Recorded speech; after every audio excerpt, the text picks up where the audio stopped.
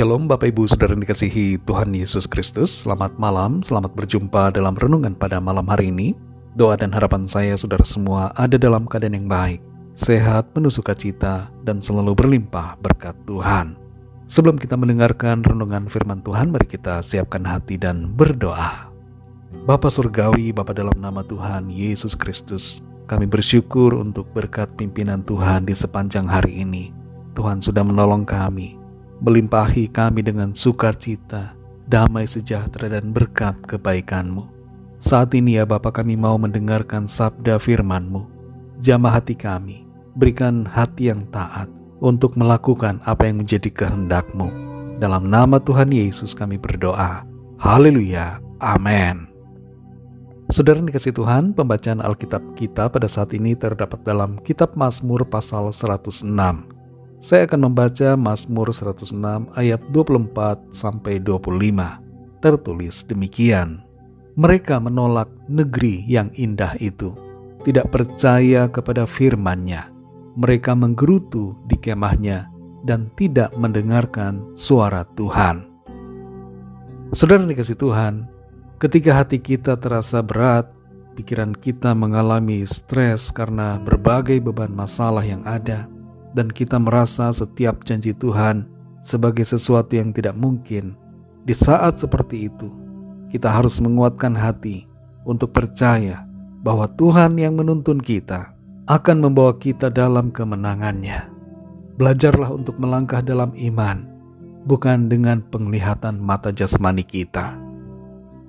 Bangsa Israel ketika sampai di batas tanah perjanjian, sebagian besar dari mereka menjadi tidak percaya bahwa mereka dapat masuk ke negeri yang dijanjikan Tuhan itu. Dari 12 orang pemimpin mereka yang mengintai tanah Kanaan, 10 diantaranya membuat hati bangsa itu takut dan tidak percaya kepada janji firman Tuhan. Mereka kemudian berteriak-teriak dan menyesali kepergian mereka dari Mesir ke situ. Bahkan mereka ingin mengangkat seorang pemimpin yang baru untuk membawa mereka pulang kembali ke Mesir. Di Mazmur 106 ayat 24-25 ini, kita membaca bahwa mereka menolak negeri yang indah itu, tidak percaya kepada firman-Nya. Mereka menggerutu di kemahnya dan tidak mendengarkan suara Tuhan. Suatu pemberian yang indah dari Tuhan ditolak mereka karena mereka tidak percaya. Bukannya bersyukur atas pemberian Tuhan, mereka malah menggerutu dalam tempat tinggal mereka dan tidak mau mendengar suara Tuhan. Yang mereka dengar dan percayai adalah perkataan orang dan pikiran mereka sendiri. Mereka lebih percaya pada keterbatasan mereka dan tidak percaya pada kemahakuasaan Tuhan yang tidak terbatas. Seringkali saudara, orang bukan tidak percaya, tapi ragu-ragu. Namun ragu-ragu sama saja dengan tidak percaya. Walaupun dalam keraguan dapat dikatakan ada iman 50%, tapi tetap saja ini dikategorikan sebuah ketidakpercayaan. Orang yang ragu melihat pada masalah, tapi orang yang beriman melihat pada jalan. Orang yang ragu melihat pada kesulitan, tapi orang yang beriman melihat pada solusi. Orang yang ragu takut mengambil langkah, tapi orang yang beriman melangkah dalam janji Tuhan. Memang untuk masuk ke negeri perjanjian itu dibutuhkan perjuangan. Tapi bukankah Tuhan telah menunjukkan kuasa-Nya yang begitu dahsyat sejak dari Mesir hingga melewati lautan sampai ke padang gurun? Dan Tuhan yang telah membawa mereka keluar dari Mesir sudah pasti akan menolong mereka untuk masuk ke tanah perjanjian. Jadi ketidakpercayaan mereka akan kuasa Tuhan untuk membawa mereka masuk ke tanah Kanaan merupakan suatu keanehan. Saudara yang dikasihi Tuhan, jangan biarkan masalah dan kesulitan membuat kita menolak janji Tuhan. Bentuk penolakan yang paling sering kita lakukan adalah tidak mempercayai apa yang Tuhan firmankan.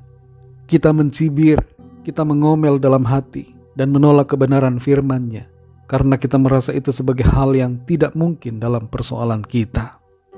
Selain itu, Bentuk penolakan lainnya adalah kita tidak mau berjuang dalam meraih janji firman Tuhan.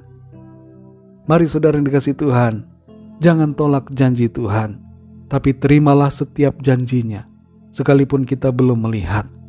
Percayalah pada setiap firman-Nya, meskipun kita ada dalam pergumulan. Jadilah seperti Yosua dan Kaleb yang percaya pada janji Tuhan. Yosua dan Kaleb tidak termasuk dalam kumpulan yang tidak percaya. Di masa tuanya Yosua berkata dalam kitab Yosua 23 ayat 14, "Satupun dari segala yang baik yang telah dijanjikan kepadamu oleh Tuhan Allahmu, tidak ada yang tidak dipenuhi. Semuanya telah digenapi bagimu. Tidak ada satupun yang tidak dipenuhi."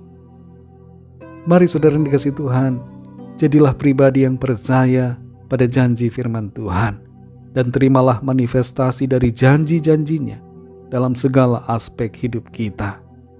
Iman membawa kita pada penggenapan janji Tuhan, baik janjinya untuk hidup kita di bumi ini, maupun dalam kekekalan di sorga bersama dengan Tuhan. Mari kita berdoa. Bapa kami yang di sorga, Bapa dalam nama Tuhan Yesus Kristus, Tuhan dan Allah kami yang layak dipuji disembah, Juru Selamat kami bersyukur untuk firman-Mu yang sudah kami dengar, kami belajar lewat apa yang terjadi pada bangsa Israel yang menolak janji Tuhan. Kami mau menjadi pribadi-pribadi yang tidak menolak akan janji-Mu. Kami mau percaya pada firman-Mu.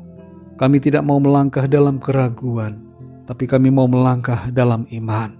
Meskipun ada persoalan, ada tantangan yang hebat di hadapan kami, tapi kami mau mengandalkan Tuhan. Kami mau bersandar pada janji-Mu. Kami mau memegang firman-Mu. Kami percaya kami akan mengalami penggenapan janji-janji Tuhan dalam hidup kami. Terima kasih untuk firman-Mu yang memberikan kami kekuatan dan sukacita. Bersama Tuhan kami menang, bersama Tuhan kami aman. Berkatilah kami ya Tuhan di sepanjang malam hari ini dalam istirahat kami. Lindungilah kami dengan kuasa dan kasih-Mu.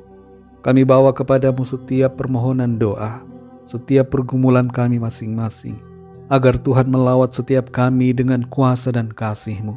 Dan kami alami pertolongan Tuhan, kami alami kuasa dan mujizat Tuhan. Terima kasih Bapa. Ampunilah kami akan segala dosa kesalahan kami, seperti kami juga mengampuni orang yang bersalah kepada kami.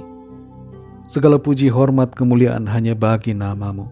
Dalam nama-Mu yang kudus, nama Tuhan Yesus Kristus, kami sudah berdoa dan mengucap syukur. Haleluya. Terimalah berkat Tuhan.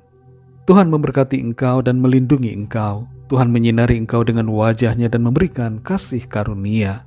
Tuhan menghadapkan wajah-Nya kepadamu dan memberikan damai sejahtera. Berkat anugerah dari Bapa Surgawi, cinta kasih karunia dari Tuhan Yesus Kristus, dalam persekutuan dan penghiburan Roh Kudus, menyertai kita semua sekarang ini dan sampai selama-lamanya.